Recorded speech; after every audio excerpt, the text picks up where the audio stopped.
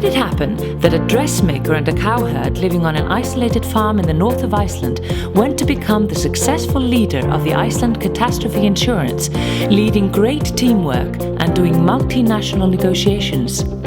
Hulda shares with the audience the secrets of her transformational journey. How I went from milking cows to multinational negotiations with Hulda.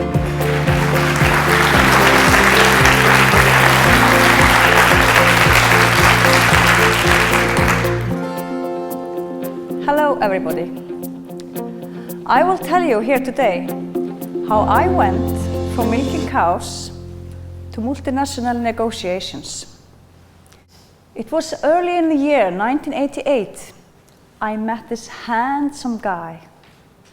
He was a farmer's son.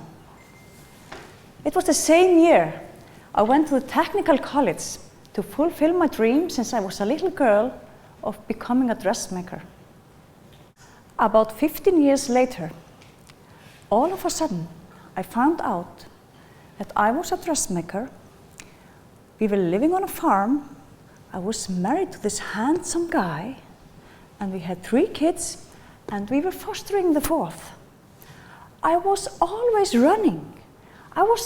When I was cooking, I thought I should be cleaning. When I was cleaning, I thought I should be doing some farm work. And when doing the farm work, I was thinking of all the dresses that needed to be finished. I was literally like a hamster on a wheel. I was constantly running, and I never felt the progress. Why didn't I get praised when I was painting the whole barn? I was standing far away from the ground with my legs like this on the top of a backhoe, painting and painting all by myself. I wasn't even wearing a security line. And nobody noticed, only me. People didn't care what color this barn was. What I felt was disrespect. I felt that nobody noticed what I was doing. It was hard for me to show love to others, having this feeling. And I must tell you, it was especially hard to show it to my husband at this time.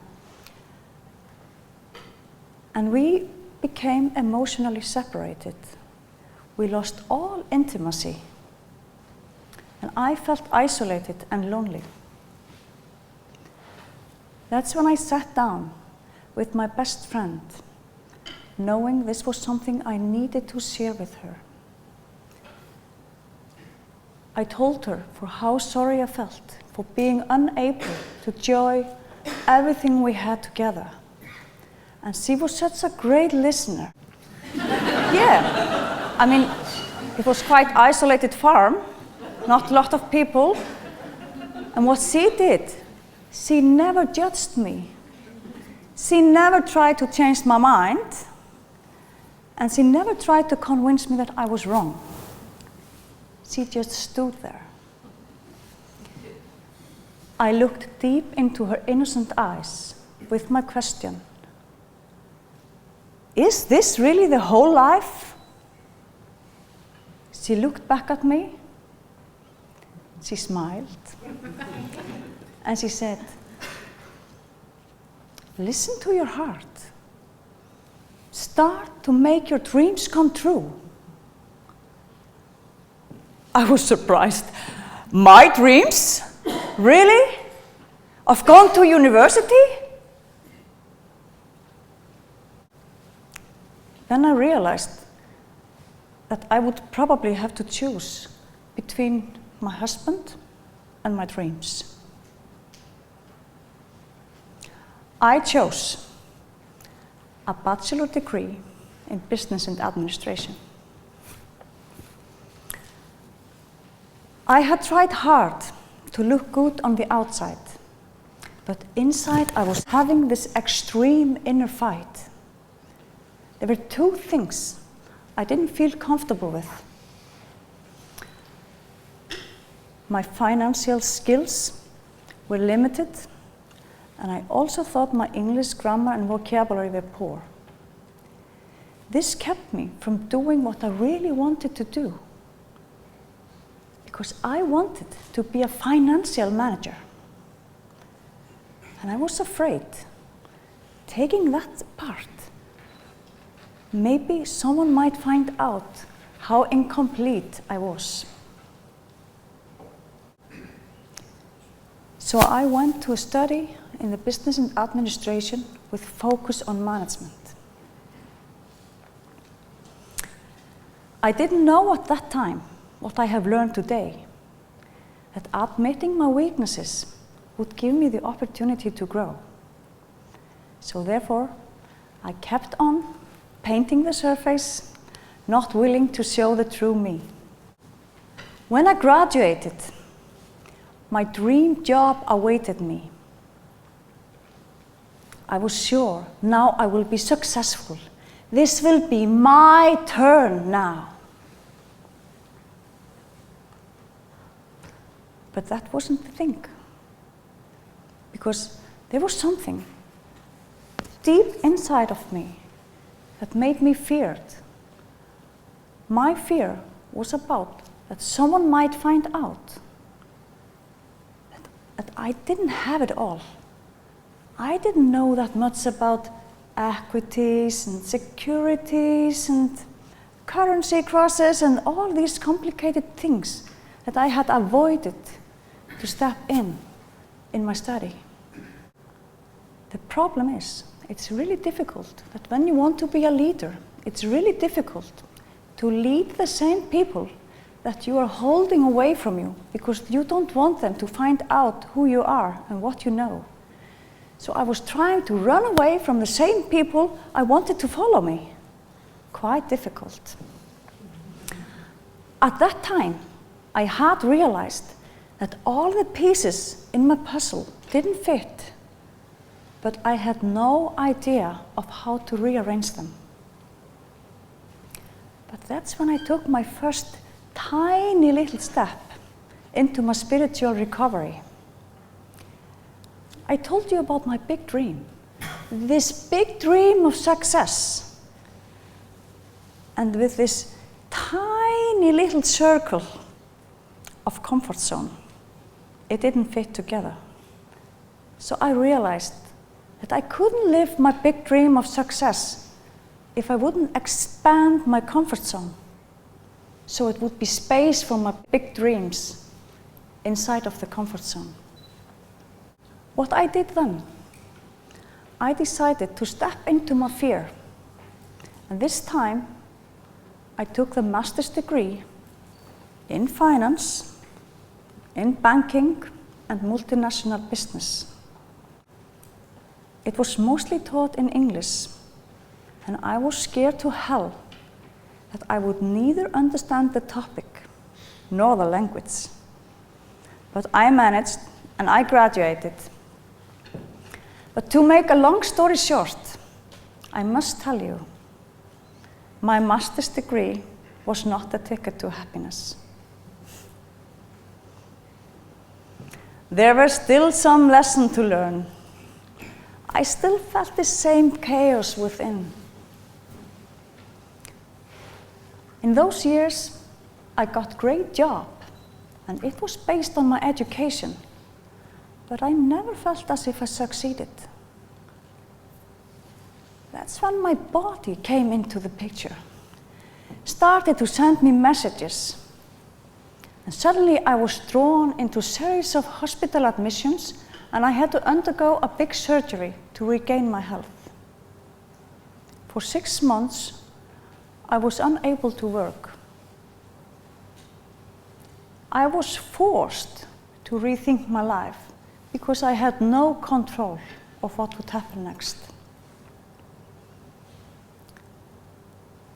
Everything had changed.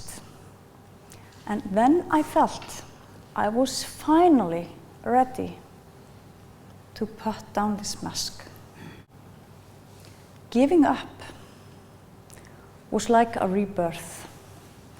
I could finally relax. I started to look at one piece at a time. I sorted out those who were important and those who were not. I realized that I had let people control my mind and my decision for a long time. It was even more difficult to find out that I had been trying to control other people and circumstances that were none of my business. And at the same time, I wasn't in control of my own life. I needed to expand my soft skills. Then I'm talking about vulnerability, honesty, authenticity, and all those soft skills that we need to be able to communicate. I realized that my hard skills, based on my education, were unusable if I wouldn't add some soft skills with them. That's what I needed to be able to flourish. It's important to be able to communicate, and that's what I needed. Finally, I took responsibility for my own life, and piece by piece, I became whole. 6 years ago, I started all over again with new resources, skills, and attitude. I was not wearing this mask anymore. I didn't care how people would see me. The only thing that mattered to me was that I would be the only true me. I went to a few job interviews, and I definitely must tell you about one of them. It was a job interview for a very, very important job. I really wanted it, but I was also willing to walk away from there if they wouldn't take me for who I am. When I came into the room, 4 people were sitting around the table. 3 board members and a person from the employee agency. I was so surprised when I realized that I didn't feel the stress. I felt totally relaxed, and I knew the only thing that mattered, that I would be my true self. I got all those typical questions. What are your pros and cons and all that?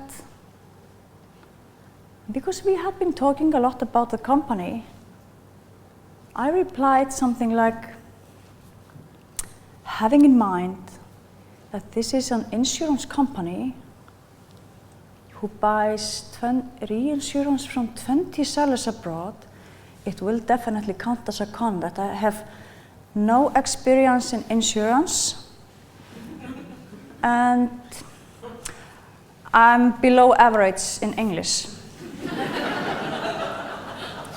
Nobody said a word. They just looked into each other's eyes across the table, and I saw they didn't know how to respond. And finally, the head of board said, well, some pros, don't you? And I said, yeah, I'm a quick learner and I work hard to achieve my goals. One of my goals is to overcome those weaknesses. Therefore, I would like to have the job so I can show you how I'll do it. And I got the job. And I'm still working there. And I enjoy it every day. I love to go to my work. I love to be around the people who works with me. And furthermore, now I'm ready to share my rewards with others, because I'm capable to be a part of a team who shares the rewards and the hard times. At my workplace, we talk about strengths and weaknesses just like other people talk about the weather, because it's just seen as an opportunity to have a weakness, because you can grow it into a strength. So we don't have to hide anything, we can just be honest. Has anyone in here ever put up a mask to hide his weaknesses? I thought so. Has anybody been afraid of being exposed as a failure? My mission with sharing my story is to give others the courage to change their lives. That's my only mission. I just want to see people who are in some situation and they would like to change it. Make it come true. It changed their life. It could even be a multinational negotiator who has the dream of becoming a farmer. Are you next in line to jump?